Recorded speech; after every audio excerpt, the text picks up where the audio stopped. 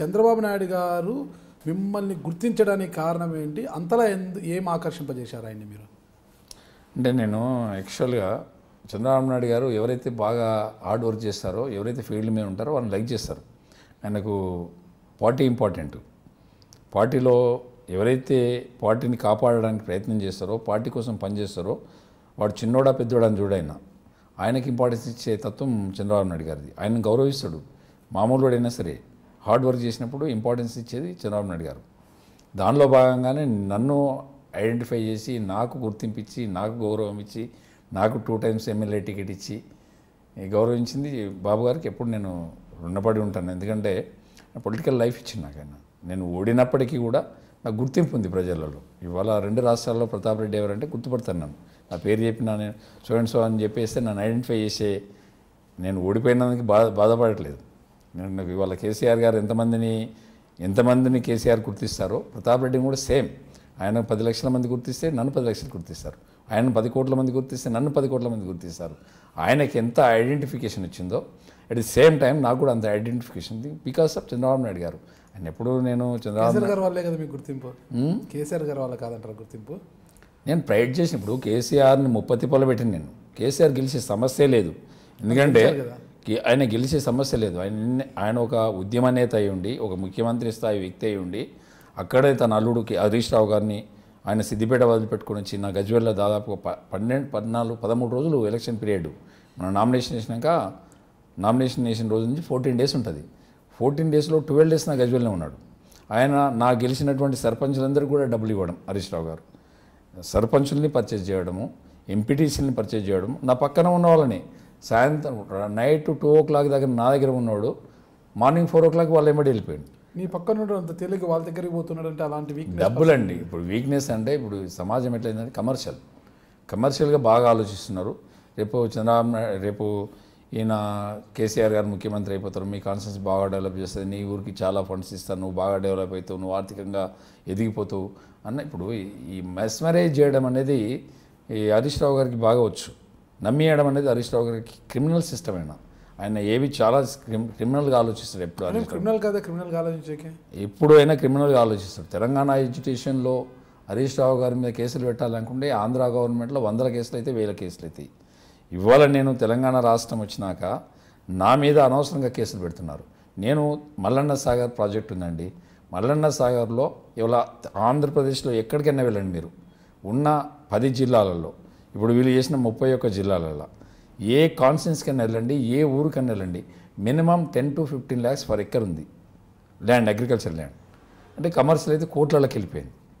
కొనలేని మామూలు ఒక ఫ్లాట్ కొనుక్కోలేని పరిస్థితి తెలంగాణ రాష్ట్రం వచ్చినాక ఏర్పడింది. సామాన్యుడు అంటే 10,000 రూపాయలు జీతం ఉండి 20,000 రూపాయలు శాలరీ చేసుకునేవాడు ఇల్లు ఫ్లాట్ కొనలేడు, ఇల్లు కట్టుకోలేడు, వ్యవసాయం చేయలేడు. వాడి జీవితం అంతా ఈ తెలంగాణ గవర్నమెంట్లో పేదోడుగానే మగ్గిపోవాల్సినటువంటి పరిస్థితి ఇలా కేసీఆర్ గారు క్రియేట్ చేసిండ్రు. హరీష్ రావు గారు ఒక ఇరిగేషన్ శాఖ మంత్రిగా ఉన్నాడు. ఆయన ప్రాజెక్ట్స్ అన్ని ఫాస్ట్ కట్టాలి అనేటువంటి ఆలోచనలో ఉన్నాడు. అలాంటప్పుడు రైతులు ఏదైతే మనం 2014లో గవర్నమెంట్ వచ్చిందో, మీరు నెక్స్ట్ డే ఈ రాష్ట్రంలో ఎన్ని ప్రాజెక్టులు పెండింగ్ ఉన్నాయి, ఏ ప్రాజెక్టులు మనం కొత్తగా నిర్మాణం ఏవి ఇప్పుడు ఏవైతే రీఆర్గనైజేషన్ చేస్తున్నారో లేకపోతే రీబిల్డింగ్ చేస్తున్నారో, ఏవైతే ఈ ప్రాజెక్టులు కొత్తగా నిర్మించాలనుకుంటున్నారో వాటికి ల్యాండ్ అక్విజిషన్ చేయాలి. ఇప్పుడు మా దగ్గర మల్లన్న సాగర్ ఉంది, కొండపోశం ఉంది, కాళేశ్వరం ఉంది, మేడిగడ్డ, సుందిల్లా, తోటపల్లి రిజర్వాయర్లు, రంగనాయకుల రిజర్వాయర్, ఈ వీటి కింద దాదాపు 50-60 వేల ఎకరాలు ల్యాండ్ అక్విజిషన్ చేశాను. ల్యాండ్ అక్విజిషన్ చేస్తున్నప్పుడు మార్కెట్లో ఉన్నది అంటే 2013 అంటే 2013 యాక్ట్ ప్రకారము భూసేకరణ జరగాలి. ఇప్పుడు రీహాబిలిటేషన్ రీసెటిల్మెంట్ ఉండాలి. ఒక రైతు మనం లక్షల ఎకరాలకు భూమిని వాటర్ ఇస్తామనుకుంటున్నాం, కొన్ని లక్షల మంది రైతులకి ఉపాధి కల్పిస్తామనుకుంటున్నాం, కొన్ని వేల మంది రైతులు నష్టపోతున్నారు. వేల మంది రైతులు నష్టపోతున్నప్పుడు దాదాపు ప్రాజెక్ట్ కాస్ట్ వచ్చి 80,500 కోట్లు. మల్లన్న సాగర్, కొండపోశం, కాళేశ్వరం ప్రాజెక్టులన్నీ కలిపి 80,500 కోట్లు మీరు ఖర్చు పెడుతున్నప్పుడు ల్యాండ్ ఎక్విజిషన్లో కనీసం మీరు ఒక 10% ఖర్చు పెట్టండి. భూములకు ఇవ్వండి, రైతులకు ఇవ్వండి. రైతులు వాళ్ళు ఊరును వదిలిపెడుతున్నాడు, ఇల్లును వదిలిపెడుతున్నాడు, భార్యాబిడ్డల్ని వదిలిపెడుతున్నాడు, భార్యాబిడ్డలతో వాడు ఎక్కడికో వెళ్ళిపోవాల్సి వస్తుంది. అంటే ఊర్లో ఉన్నటువంటి బంధాలన్నీ తెగిపోతాయి. ఊర్లో ఉన్నప్పుడు మనతో అన్ని కులాలతో సంబంధాలు ఉంటాయి, అందరి వ్యక్తులతో సంబంధం ఉంటాయి. అలాంటి సిస్టమ్ను మొత్తం కోల్పోతున్నప్పుడు ఆ గ్రామంలో ఉన్నటువంటి ప్రజలు, రైతులు బయటకు వెళ్ళిపోతున్నారు. రైతు కూలీలు ఉంటారు, నిరుద్యోగులు ఉంటారు, పేదవాళ్ళు చాలామంది ఉంటారు, ఇల్లు లేని వాడు ఉంటాడు, అన్ఎంప్లాయీస్ ఉంటారు. వీళ్ళందరూ కూడా వీళ్ళకి రీసెటిల్మెంట్ చేయాలి, రిహాబిలిటేషన్ కావాలి, రీసెటిల్మెంట్లు కావాలి. అవన్నీ వదిలిపెట్టేసేసి కాంగ్రెస్ టీఆర్ఎస్ పార్టీకి సంబంధించినటువంటి కొంతమంది నాయకుల్ని పెట్టి బ్రోకర్లుగా మార్చి భార్యకి తెలవకుండా భర్తలు సంతకాలు పెట్టినటువంటి పరిస్థితి ఉంది. భార్య ఇంట్లోనే ఉంటుంది, వాళ్ళ ఆస్తులు ఈ తెలంగాణలో ఎక్కువ ఆస్తులు భార్యల కంటే భర్తల మీదనే ఎక్కువ ఉంటాయి, భూములు కానీ లేకపోతే మామూలుగా సర్వసాధారణం కదా, భర్తల మీద మగవారి మీద ఎక్కువ ఆస్తులు ఉంటాయి. మరి భార్యకి తెలియకుండా భర్త చేత సంతకాలు పెట్టించినటువంటి వ్యక్తులు వీళ్ళు. ఇంటికి వచ్చిన తర్వాత భార్య భర్తలు కొట్టుకున్నటువంటి సందర్భాలు ఉన్నాయి. భూములు మొత్తం ఇలా 6 లక్షల రూపాయలు ఇచ్చేసి మల్లన్న సాగర్ కింద దాదాపు 20,000 ఎకరాలు మీరు ల్యాండ్ ఎక్విజిషన్ చేసిండ్రు. దాదాపు 6,20,000 ఎకరాల అక్కడ 6,20,000 ఎకరాలు మీరు కొంటున్నారు. ప్రజెంట్ అక్కడ situation for acre 20 lakhs rupees ఉంది. ఈ 6 లక్షలు తీసుకెళ్తే వాడికి అప్పులు వచ్చిన దగ్గర కూర్చున్నారు. కొడుకు ఎదిగి ఉన్నాడు, అన్న డాడీ నేను ఒక బైక్ కొనుక్కుంటా అని చెప్పిండు. పక్కనే వైన్స్లో తాగడం అలవాటు అయిపోయింది. డబ్బులు ఉన్నాయి కాబట్టి, అందుబాటులో ఉన్నాయి కాబట్టి పక్క వైన్స్లకి వెళ్ళడం, మద్యాన్ని తీసుకోవడం. మా దగ్గర మల్లన్న సార్ పక్కన తోటాలో ఒక వైన్స్ ఉంది, కూనూరుపల్లిలో ఒక వైన్స్ ఉంది, ఈ కొండపోచమ్మ రిజర్వాయర్కి గౌరారంలో ఒక వైన్స్ ఉంది. ఒక్కొక్క వైన్స్ 4 నుంచి 5 లక్షలు అమ్ముతుందండి తెలంగాణ. తాగి వాళ్ళు తగలేసుకుంటే వీరేం చేస్తారు? ఇప్పుడు వాళ్ళు తాగాలని ఎక్కువ డబ్బులు ఇవ్వాలంటారా? నేనేమంటా అంటే డబ్బులు తాగడం కాదు, భూములు తీసుకున్నప్పుడు భూములు ఇవ్వండి, గ్రామానికి గ్రామం నిర్మించండి, బడికి బడి పెట్టండి, గుడికి గుడి పెట్టండి, అన్ఎంప్లాయీస్కి జాబులు ఇవ్వండి, రైతు కూలీలకు ఇల్లు ఇవ్వండి, రైతు కూలీలకు నెలసరి పెన్షన్స్ ఇవ్వండి. అంటే వీళ్ళు సామాన్యులు కాబట్టి సామాన్య ప్రజలకి డబ్బులు వస్తే ఏం చేసుకోవాలనో ఎట్లా అంటే, ఇప్పుడు ఊరు ఉందండి, ఊర్లో ఒక 10% ఎడ్యుకేట్ అయి ఉంటారు. వాళ్ళు ఈ డబ్బులు తీసుకెళ్ళి పలానా దగ్గర వేరే దగ్గర భూములు ఆస్తులు కొనుగోలు చేసుకుంటారు, వాళ్ళు హ్యాపీగా ఉంటారు. 90% పీపుల్ అన్ఎడ్యుకేట్ అయి ఉన్నారు. వాళ్ళు ఈ డబ్బులు వస్తే ఎక్కడ ఇన్వెస్ట్మెంట్ చేయాలనో తెలియని పరిస్థితుల్లో ఉంటారు. వాళ్ళు గందరగోళంలో పడిపోతున్నారు. వాళ్ళను డబ్బులు ఇవ్వకుండా రిహాబిలిటేషన్ రీసెటిల్మెంట్ చేసి గ్రామాలు నిర్మించి వాళ్ళను ఈ 6,000 కుటుంబాలు ఒక మల్లన్న సాగర్లో, కొండపోచంలో 2,000 కుటుంబాలు, ఈ కుటుంబాలన్నీ ప్రభుత్వం ఆదుకుంటే బాగుండేది. ఇప్పుడు మనం కొన్ని లక్షల మంది రైతులకు ఉపాధి కల్పిస్తున్నప్పుడు ఈ 10,000 కుటుంబాలని ఆదుకోలేకపోవడం అనేది తప్పని నేను అంటున్నా. ముఖ్యమంత్రి గారు మానవత్వంతో ఆలోచించాలి. డబ్బులు ఇవ్వగానే డబ్బులు మిస్యూజ్ అయిపోతున్నాయి. ఇప్పుడు జేబులో మనీ ఉన్నప్పుడు వేరే తిరిగి ఉండదండి. నా దగ్గర 100 రూపాయలు ఉంటే 100 రూపాయలు తిరిగినే అడ్జస్ట్ అవుతాను నేను. 1000 ఉంటే 1000 తిరిగి అడ్జస్ట్ అవుతా, 1,00,000 ఉంటే 1,00,000 తిరిగి అడ్జస్ట్ అవుతా. అంటే ఇంకా ఎక్కువ ఉంటే ఇంకా అడ్జస్ట్ అవుతూ ఉంటాం. వాడు పూరి గుడిసెలో ఉన్నవాడు బంగ్లాలో ఎందుకు ఉండొద్దు అనేది కరెక్ట్ కాదు. అది బంగ్లా కట్టుకునే స్థాయికి వచ్చినప్పుడు బంగ్లా కట్టుకుంటాడు, కానీ ఆ స్థాయి క్రియేట్ చేయాల్సింది ప్రభుత్వం. కాబట్టి అది చేయట్లేదు. కాబట్టి మల్లన్న సాగర్ ఇవాళ కూడా మల్లన్న సాగర్ ప్రాజెక్టు కట్టలేని పరిస్థితి, మల్లన్న సాగర్ గ్రామాలలో హరీష్ రావు అడుగు పెట్టలేని పరిస్థితి స్టిల్ నవ్వు ఉంది. ఈరోజు ఉంది. ఈరోజు కూడా హరీష్ రావు అడుగుపెట్టే పరిస్థితి లేదు అక్కడ. ఇలా కొండపోచమ్మలో కూడా అడుగుపెట్టే పరిస్థితి లేదు అక్కడ. రైతుల్ని పోలీసులను పెట్టి అక్కడ ఉన్నటువంటి కలెక్టర్ గారు భయానకమైనటువంటి వాతావరణం క్రియేట్ చేసేసి, కాకుంటే బ్రోకర్లను పెట్టించేసి మద్యానికి బానిసల్ని చేసి భూములు లాక్కొని ఇబ్బందులు పెట్టి రైతులు బిచ్చగాళ్ళుగా మారుతున్నారు. ఇంకోటి మీరు బాగా ఇలా తెలంగాణ రాష్ట్రంలో ప్రతి వ్యక్తి ఆలోచించాల్సినటువంటి పరిస్థితి ఒకటి ఉన్నది. తెలంగాణ రాష్ట్రం వస్తే రాష్ట్రంలో వాస్తవంగా హైదరాబాదు ఒక మంచి establish city. Hyderabad surrounding Medak జిల్లా ఉంది, మహబూబ్నగర్ జిల్లా ఉంది, ఆదిలాబాద్ ఉంది. ఆదిలాబాద్ కానీ మెదక్ కానీ మహబూబ్నగర్ కానీ బాగా 4 డిస్ట్రిక్ట్స్ ఇవి. ఇరిగేషన్ ప్రాజెక్ట్స్ లేవు ఇక్కడ. ఆదిలాబాద్లో తక్కువనే ఉన్నాయి, మెదక్లో అసలే లేవు. మీరు మనది మహబూబ్నగర్లో కూడా ప్రాజెక్టులు 1-2 ప్రాజెక్టులు ఉన్నాయి.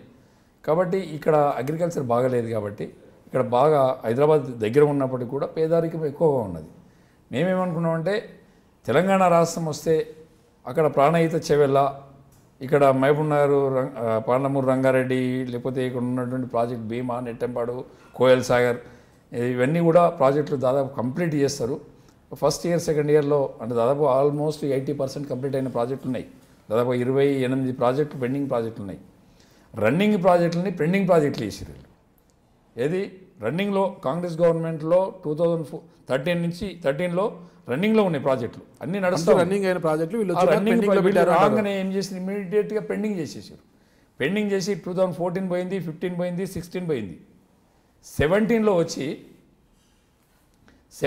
వచ్చి ప్రాజెక్టుల కోసం రీడిజైన్ చేయడము, ప్రాణహిత చేవెళ్ళని, అది అంబేద్కర్ ప్రాణహిత చేవెళ్ళగా రాజశేఖర్ రెడ్డి గారు స్టార్ట్ చేసి దాదాపు 10,000 కోట్లు ఖర్చు పెట్టిన దానికి. అలాంటి ప్రాజెక్టుని పెండింగ్ చేశారు. 2017లో రీడిజైన్ చేసి దాన్ని కాళేశ్వరము, సుందిల్లా, మేడిగడ్డ, ఎల్లంపల్లి ఆల్రెడీ కంప్లీటు, మిగ్మానేర్ ఆల్రెడీ దాదాపు 70-80% కంప్లీటు. ఈ కంప్లీట్ అయిన ప్రాజెక్టుని పెండింగ్ పెట్టుకొని ఇప్పుడు మేం చేసినాం, మేమే కడుతున్నాం అన్నటువంటి వాతావరణాన్ని క్రియేట్ చేసి దాదాపు 16,000 కోట్లతోని కంప్లీట్ కావాల్సినటువంటి ప్రాణహిత చేవెళ్ళ ప్రాజెక్టు ఇవాళ 80,500 కోట్లకు తీసుకెళ్ళి రీడిజైనింగ్ చేసి పెద్ద ఎత్తున అంత హర్త్ వర్క్, పెద్ద ఎత్తున కమిషన్లు వచ్చే విధంగా రూపకల్పన చేసి ప్రాజెక్టులు డిజైన్ చేశారు. ప్రభుత్వానికి చిత్తశుద్ధి ఉంటే ఏదైతే ప్రాణహిత చేవెళ్ళే ఉందో ఆ ప్రాజెక్ట్ని కంప్లీట్ చేయాల్సింది. కంప్లీట్ అయిన తర్వాత మళ్ళీ రీడిజైన్కి వెళ్ళండి. మీకు అప్పుడు అక్కడ మీకు 180 TMCలు మనం లిఫ్ట్ చేయగలుగుతున్నాము. ఇంకా సరిపోకపోతే ఇంకా వెళ్ళండి. కానీ అది కంప్లీట్ చేయకుండానే మళ్ళీ మీరు ఆ ప్రాజెక్టులన్నీ పక్కన పెట్టేసేసి ఇవాళ కొత్త ప్రాజెక్టులు తీసుకుని వస్తున్నారు. అది కూడా ఇప్పటికీ ఆగమేఘాల మీద. అంటే 18 అయిపోతుంది, 19 వస్తుంది, ఎలక్షన్ల దగ్గరికి వస్తున్నాయి. ఎలక్షన్లలో వీళ్ళు చేసింది ఏం లేదు. వీళ్ళు మిషన్ భగీరథ తీసుకొచ్చారండి. మిషన్ భగీరథలో క్వాలిటీ లేని పైపులు, క్వాలిటీ లేని వర్క్ మెగా కృష్ణారెడ్డి గారికి ఇచ్చారు. మెగా కృష్ణారెడ్డి గారు ఎక్కడ పనిచేయట్లేదు. గ్రామాలలో ఉండేటువంటి ఎక్స్పీరియన్స్ లేనటువంటి వ్యక్తులకి సబ్ కాంట్రాక్ట్ ఇచ్చి క్వాలిటీ లేని పైపులు ఇచ్చి దాదాపు 60,000 కోట్లలో 30,000 కోట్లు అవినీతి జరుగుతుంది. అక్కడ కమిషన్లు కక్కుర్తి పడుతుంది. అక్కడ కక్కుర్తి పడి కమిషన్లు వచ్చే పని మిషన్ భగీరథ చేస్తున్నారు. ఇవాళ తెలంగాణ రాష్ట్రంలో మిషన్ కాకతీయలో దాదాపు 48,000 చెరువులు తెలంగాణ రాష్ట్రంలో ఉన్నాయి. 48,000 చెరువులు గతంలో తెలుగుదేశం పార్టీ అధికారంలో ఉన్నప్పుడు నీరు మీరు కింద డెవలప్ చేశాం. కాంగ్రెస్ పార్టీ అధికారంలో ఉన్నప్పుడు చిన్న నీటి పారుదల కింద డెవలప్ చేశాం. అన్ని చెరువు కట్టలు బందోబస్తుగా ఉన్నాయి, అన్ని మత్తళ్ళు బాగున్నాయి, అన్ని తూములు బాగున్నాయి. అయినా కానీ ఒక్కొక్క చెరువుకు 1-2 కోట్ల రూపాయలు ఇచ్చేసి పెద్ద ఎత్తున అక్కడ 1 కోటి రూపాయల వరకు ఉంటే 10 లక్షలు కూడా ఇన్వెస్ట్మెంట్ చేయలేదు. మట్టి తీసుకొచ్చి కట్ట మీద వేసి కొత్త కట్టలు నిర్మించినట్టు ఆ కట్టల నిర్మాణం వల్లనే ఇవాళ మిషన్ కాకతీయలో పెద్ద ఎత్తున నీటి వనరులు పెరిగినట్టు మంత్రి హరీష్ రావు గారు వర్షాకాలం రాగానే పూజలు పునస్కారాలు చేస్తూ ఉంటాడు. కాకతీయుల కాలంలో కట్టినటువంటి చెరువులు, నిజాం కాలంలో కట్టినటువంటి చెరువులు, గత ప్రభుత్వాలు నిర్మాణం చేసినటువంటి చెరువులు, చంద్రబాబు నాయుడు గారు అధికారంలో ఉన్నప్పుడు అన్ని గ్రామాలలో చెక్ డ్యాములు నిర్మించడం, ఎక్కడైతే రివర్ ఉందో రివర్ మీద చేయడం జరిగింది. ఇవన్నీ చేసుకుంటూ పోయినాం. ఇవాళ దాని మీద మిషన్ కాకతీయ మీద దాదాపు 56,000 కోట్లు ఇన్వెస్ట్మెంట్ చేస్తున్నారు.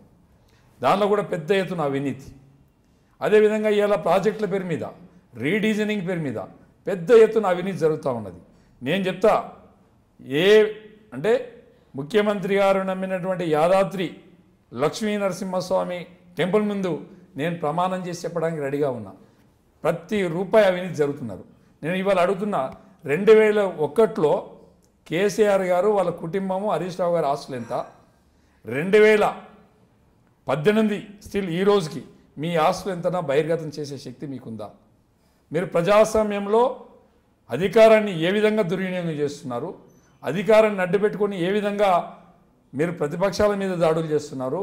ఇలా ఈ తెలంగాణ రాష్ట్రంలో ఎక్కడైనా ఒక భయానకమైనటువంటి వాతావరణం, రాజ్యాంగ బద్ధంగా వచ్చినటువంటి హక్కుల్ని కాల రాస్తున్నారు.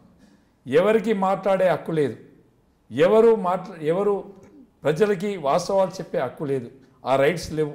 ఇలా సోషల్ మీడియా లేకుంటే అసలు వాస్తవం లేకుండా చీకట్లో తెలంగాణ.